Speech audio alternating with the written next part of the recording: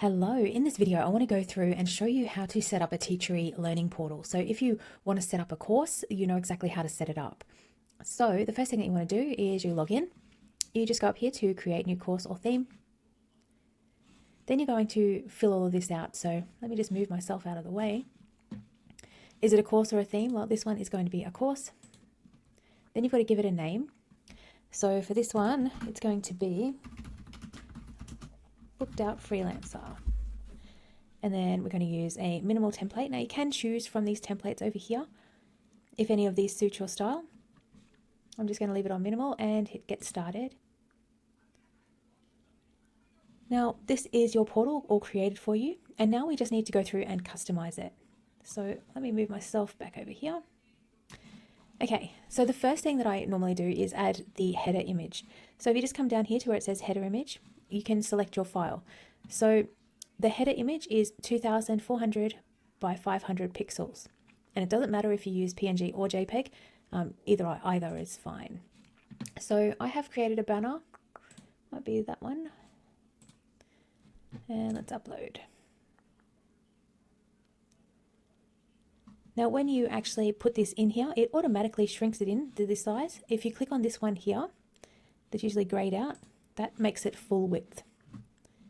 So already you can see it's starting to come together. All right, so once you have your banner in, then the next thing is that you want to just set up this section that people are going to see as soon as they log in. So you can choose to have that or not have it. So whatever you prefer. I think it's better to have information here and answer any questions, welcome them to the course portal, etc. So I will fill this section out and just put some text in there. The very next thing that I would do is then add some lessons. So over here on the left-hand menu, you can see add lesson here. So we're just going to add the first lesson, and this one is going to be called setting up. I hate how all that saved info keeps coming up, pops up all the time. So we create lesson here. Now I take this part out, so I just delete that out. I hit this plus symbol here, and then I add an image. And so I have already saved my images here. I just did them as 2000 by 2000 pixels, I think. Is that what that one is? I know 3000 by 3000 pixels, a PNG. And so you can just set up whatever you want your little modules to look like on the home page. This is what you would be setting up. So if we just quickly flick back to the overview, you can see it says a draft, but you can see that is showing there. So if we go back to that one now, and all we need to do is add any information in. So if you were going to add any headers in, you would just go to add text or image, and then it will add that in, and you can just add your writing here. So let's just say start here. If we then double click on it, you'll get these options here. So you could say heading 1, and you could have it much bigger, and then you could return, and then you could have some body text here. Oops, can't even spell. There we go. And so you can just leave that in there, or you could go in and just make sure that it's on the right text, so it's on normal. You could change your sizes if you wanted over here, change the colors, underline, make it italic, anything that you want to do in there, you can, to customize it for yourself. Now, when you come to adding learning resources, you can add resources up here. So if you wanted to link to anything, you could put it up here. So if you had downloads or anything like that that you wanted to have standing out as resources, you could definitely put them there. The other option is to add like a download button, like a graphic for a download button, and then link that. So the first thing that you would probably do is add in a video. Now I'm just going to, let me just pull up YouTube. I'll do it on this other screen, and I will show you exactly what you want to be using. So if you have saved a video to YouTube and you want to embed it in here in your learning portal, you do need to get a different link to just a normal share link. So let me just show you. Okay, so let's say I'm in the back of YouTube here. If I wanted to grab a video, what I would do is I would hit view video on YouTube. Once that comes up, I'll just pause it because I don't want to actually take that video, and I don't want to hear it. But if we hit share over here and we go to this embed, that's what we need. So you would just copy that and then get out of it. And so then all you would need to do is hit add content block. So if we hit that, add embed code, and then we just paste that in, and then it is going to put in that YouTube video for you. so you can see here. Then if you needed to delete one, you would just hit that little pencil icon that says edit, and you would just hit remove, and then that will take it back out. So that is how you would set up your learning portal, or the lesson area. So you can add images. So if you wanted to add an image, you can just select that again. You can just click in here, hit the plus, and you can add an image, insert a video, insert a table. You've got a bulleted list, or you've got a numbered list as well, or you've got a horizontal line to divide things up. So you've got your options there. You can also add in transcripts if you want to have a written version for people. Sometimes people like to read, so you can have that as well. And then you can turn on whether or not you want people to be able to comment on anything in the learning portal as well. So that is basically how you would set up each lesson. Then once each lesson is ready to go, you would hit publish up here and hit publish again. And then this will show like this on the actual overview page. Now I'm going to continue on, and I'm going to just add the others as well so you can see what they look like in there. So again, I would just be adding a lesson here. If I had sub-lessons to put underneath this one, I would hit add sub-lesson. And what happens then is if you are on this page, for instance, the sub-lessons would show on the right-hand side. So we can just add one as a test, and I'll show you.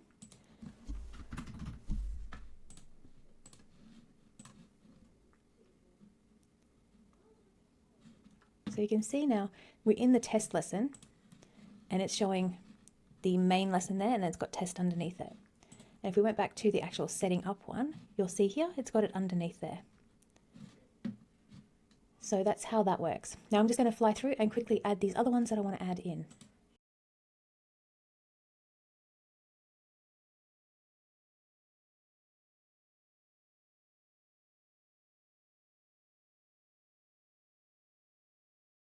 Okay, so we're back to the main learning portal overview, and you can see here we now have the modules all in there.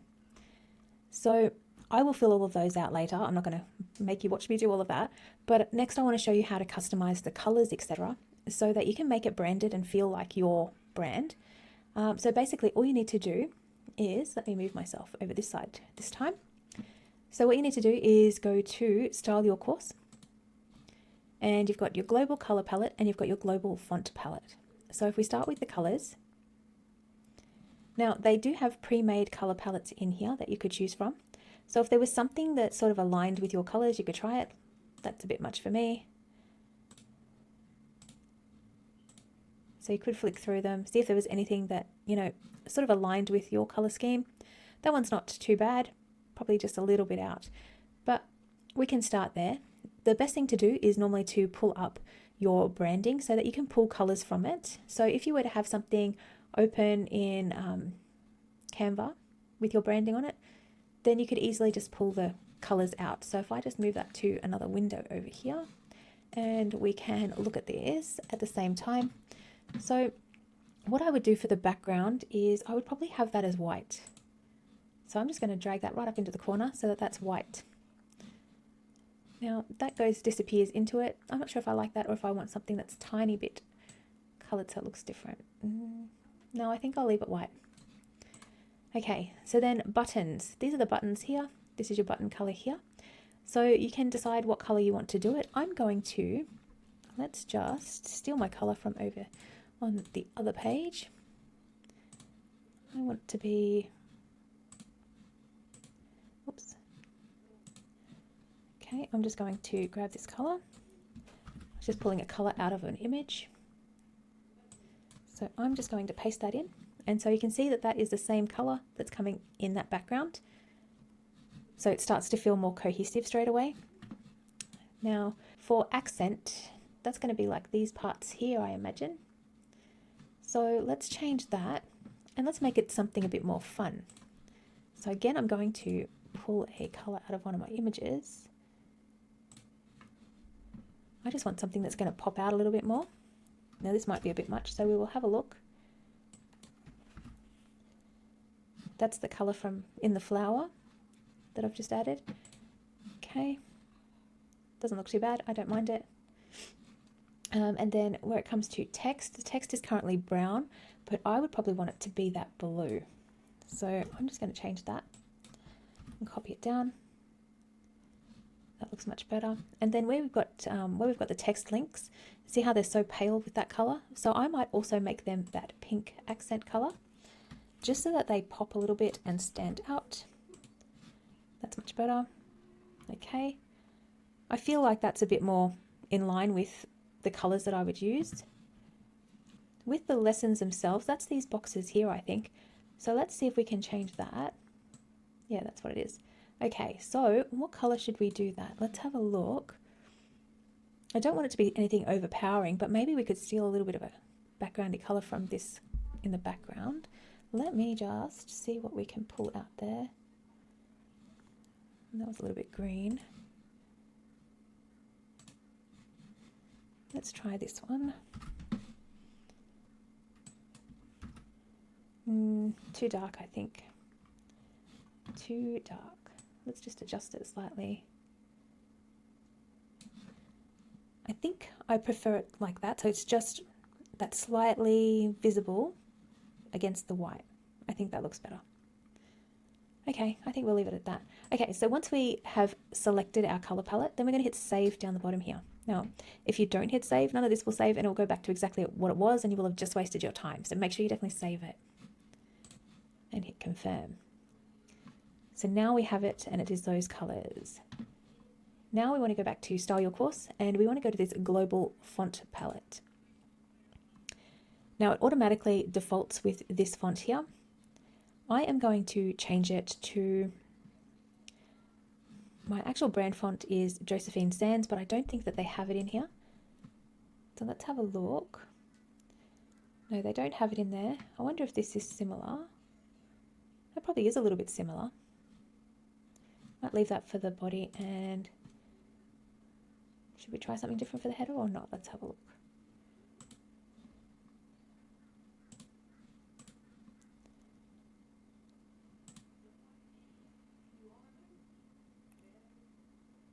No, I think that's fine. Let's just use the same one for all of it, just so it matches.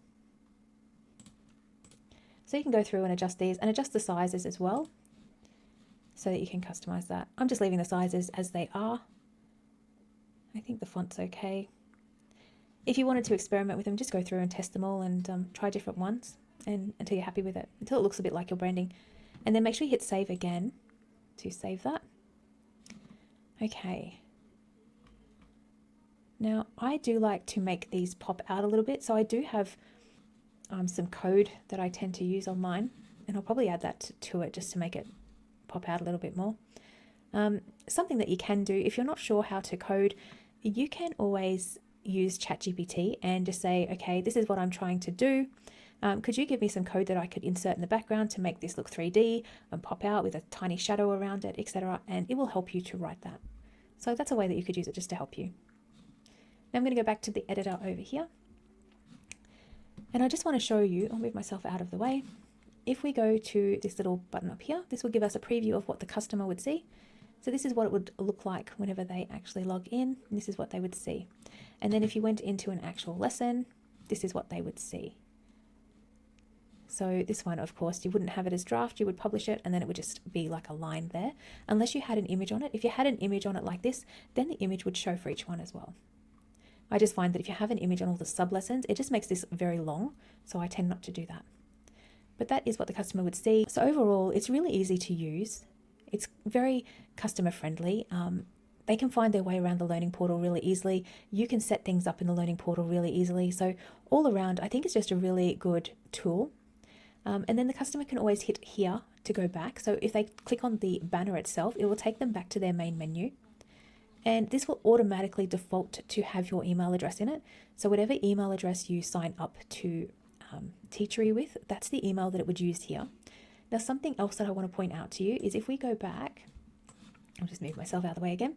If we come down here to the course emails, go through those and make sure before you make your course live that it does have the correct information in it.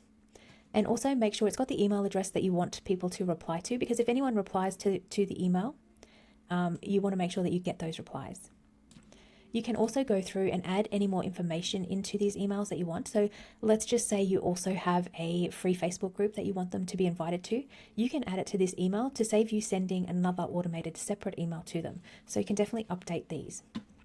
So you've got a welcome email, a course completed email, a lesson unlocked email, and if they become an affiliate for this course for you, then they have an email here as well for that. You also want to go through in your course settings here and just make sure under manage options that everything is set up the way that you want it to be. Now, if you did want to set up a specific domain, so your own personal URL for this course, you would just come in here to add that.